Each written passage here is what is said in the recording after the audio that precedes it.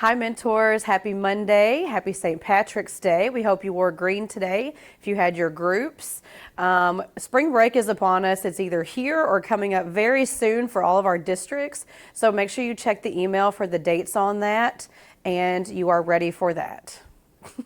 Hello, mentors. Before we get started, I have to say I am wearing a little bit of green for St. Patrick's Day. My staff tried to tell me, but there is some right there, so I'm good.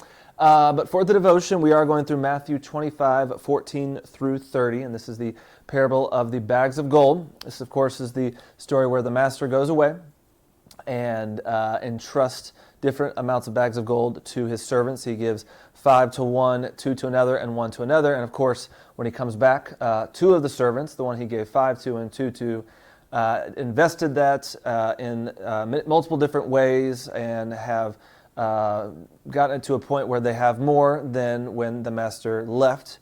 And of course, then there's the servant who buried that bag of gold and did not do anything with what was given to him. So I know many times this story is talked about with when you're thinking about your spiritual gifts or obviously your money and where it goes and what God has blessed you with. But a lot of times when we have parables like this, I like to think about it within the context of time as well, because this is a resource that God has given us. It's a finite resource that we all spend in different ways. And of course, there's different ways we can invest that. And so first off, I just want to say we very much appreciate that you have made a decision to invest your time in the kingdom.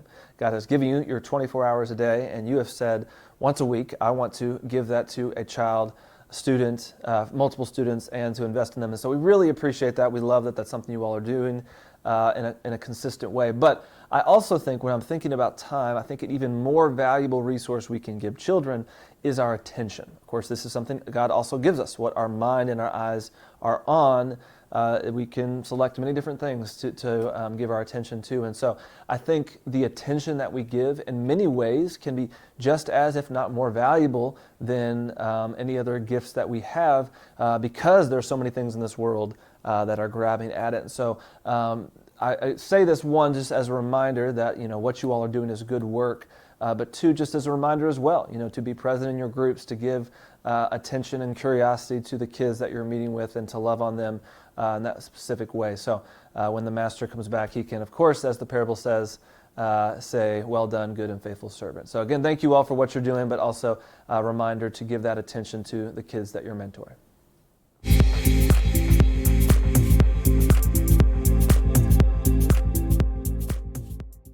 Hey mentors, for our resource for this week, we're just going to think about another way to make connections with our students and check in on them. So a lot of people do like highs and lows or roses and thorns, which is really sweet, but sometimes maybe they might not feel comfortable sharing about maybe some of the harder things in their week, just depending on the dynamic of your group. So something that you can do either at the beginning or the end of your group is something I call digital download.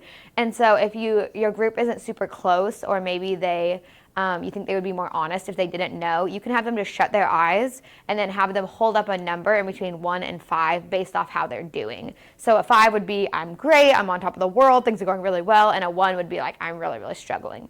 And it's an easy way to remember and explain to them because it's digital download, so it's numbers, but it's also with your fingers, so it's like digits. There's a little play on words there. So then you can have them do that, and then that could maybe be something, I wouldn't be super direct about it, but like in a following week, some mentors have like a rotation that they go through where they hold one back. You could say, hey, like I noticed you were a 2. Do you want to chat about that?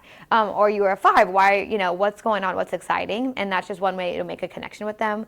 And if your group is good at caring for one another and they're friends with each other, you can give them the option to do that with their eyes open. And that also can give them an opportunity to learn to be empathetic and to celebrate with those who are celebrating, or to walk alongside those that are having a hard time. So that's just one kind of creative way to help your students learn how to be vulnerable with you and possibly with each other, and one way for us to have a real check-in on how they're doing. Thank you.